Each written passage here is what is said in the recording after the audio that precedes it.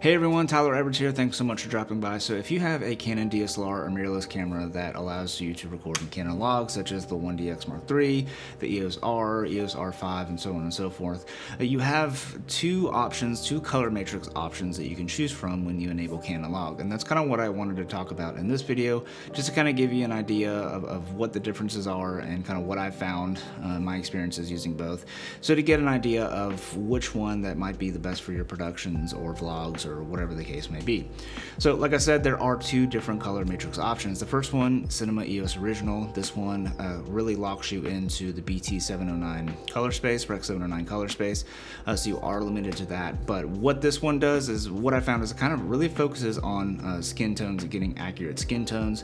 I have found that it does seem to saturate skin tones quite a bit, but overall what it does is it really focuses on getting you those accurate skin tones, which is really great.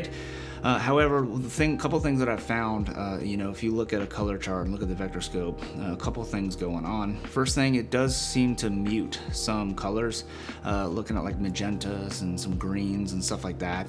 So if you do anything where you like to get some foliage, or if you're doing real estate videos and you want to show, some really nice, lawns and foliage and all that kind of stuff, this one definitely, you have to keep that in mind, that one does kind of mute those tones a little bit more.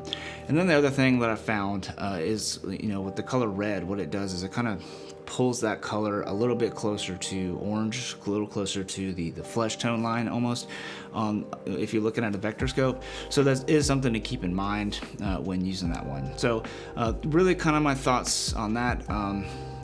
That's pretty much what I found here. And in comparison, if we jump over to the neutral color profile, or neutral color matrix, you'll find that what this does is, this is a newer one. First of all, you can record in the BT 709 or BT 2020 color space. So if you're having any HDR deliverables or anything like that, you can definitely record in that BT 2020 color space. Now, the neutral color matrix, what this does is Canon's kind of said that this is kind of more of an accurate representation of the colors that the sensor captures.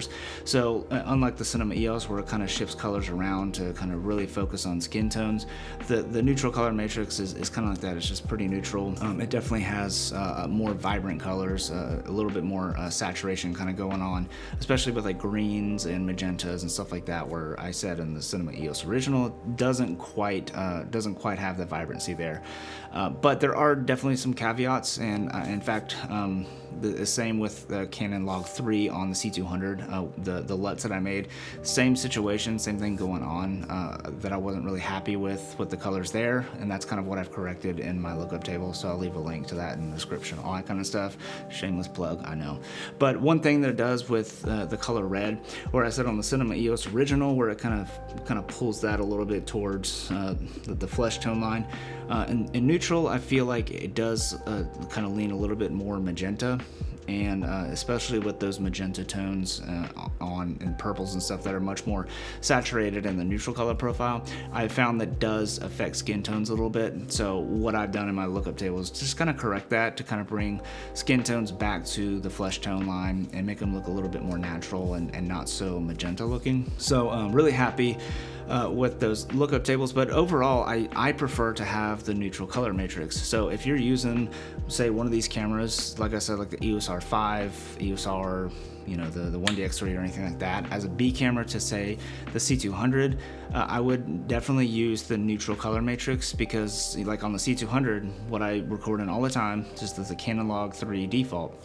And what that does is that defaults to the neutral color matrix. It uses the neutral color matrix. So setting the neutral color matrix on your DSLR mirrorless camera to neutral as well just makes matching the cameras that much easier, and they line up famously. And really the difference is you either using Canon Log 1 gamma curve or the Canon Log 3 gamma curve. But the Canon Log 1 gamma curve is still pretty good, especially for control situations. You're not going to have really any trouble matching the cameras or anything like that. So yeah, those are just my thoughts with the different color matrix options. I wouldn't say one is better than the other. It is a preference thing, and for most projects I definitely prefer to use the neutral neutral color matrix on the 1DX Mark III and even on the C200 and stuff like that. So anyways, guys, I hope you found this useful or helpful or anything like that. If you did, definitely hit that thumbs up button, consider subscribing and all that good stuff. And that's pretty much the end of this video. I'm terrible at outros, so we're just gonna cut this off, and we'll see you later. Peace.